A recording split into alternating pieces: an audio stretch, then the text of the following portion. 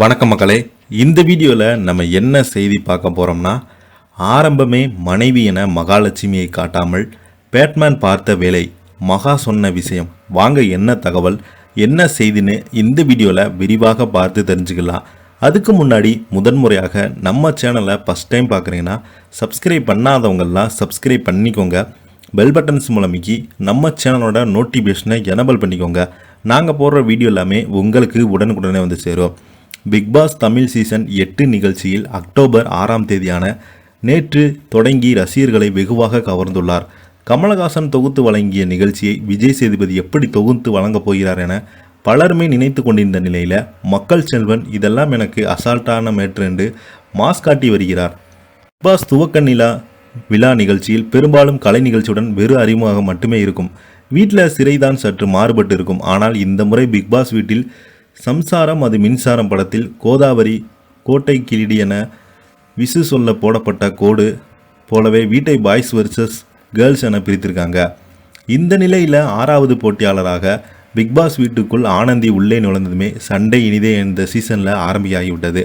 ஒரு பக்கம் double bedroom setup மற்றும் இன்னொரு பக்கம் சிங்கிள் பெட்ரூம் செட்டப் இருக்க யார் எந்த பக்கம் போக போகிறீங்க என்பதை பேசி முடிவு செய்யுங்கள் என பிக் பாஸ் ஆர்டர் போட்டாங்க.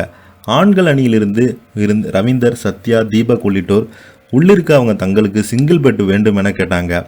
அதே போல் ஆனந்தி, தர்ஷா குப்தா மற்றும் சச்சனா என கேர்ள்ஸ் டீம் பார்த்தீங்கன்னா எங்களுக்கு அதே தான் வேண்டும் என கேட்க சண்டை முட்டியதும் நம்ம பார்த்தோம். பிக் பாஸ் வீட்டில் அனிதா சம்பத்தை விட இந்த சீசனில் ஆனந்தி அதிகமாக பேசுகிறாங்க என்று தெரிவித்தாங்க.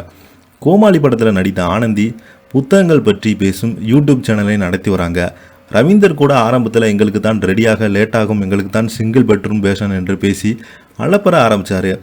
2 டீமுமே ஒரே இடத்தை கேட்ட நிலையில் கடுப்பான பிக் பாஸ் வெளியே போய் யாருமே பேசிக்கொள்ளாமல் அமைதியாக இருங்க, அப்புறம் நான் கூப்பிட்றேன் என ஆரம்பத்திலேயே ஆப்பு வைத்து அனுப்பிவிட்டார். இந்த கோடு மேட்டர் இந்த சீசனில் பெரிய பஞ்சாயத்து ரோடு போடும் என தெரிவிக்கிறாங்க.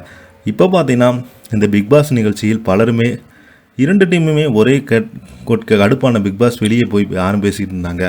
இந்த நிலையில் இந்த பிக் பாஸ் நிகழ்ச்சி தொடர்ந்து பார்த்தீங்கன்னா கண்டென்ட்டுக்கு பஞ்சமே இல்லை என்று நிறைய பேர் இந்த நேற்று உள்ளே போனவங்களே இப்படி பரபரப்பான சூழலில் தொடர்ந்து பார்த்தீங்கன்னா ரசிகர்கள் இந்த அடுத்த நாள் என்ன நடக்க போகுது அப்படின்னு யோசிச்சுட்டு இருக்காங்க. இப்போ பார்த்தீங்கன்னா இந்த செய்தி தான் சோசியல் மீடியாவில் அதிகமாக வைரல் ஆகிட்டு வருது. மக்கள் செல்வன் விஜய் சேதுபதிக்கு தொடர்ந்து பார்த்தீங்கன்னா வாழ்த்துக்கள் கூறிட்டு வராங்க.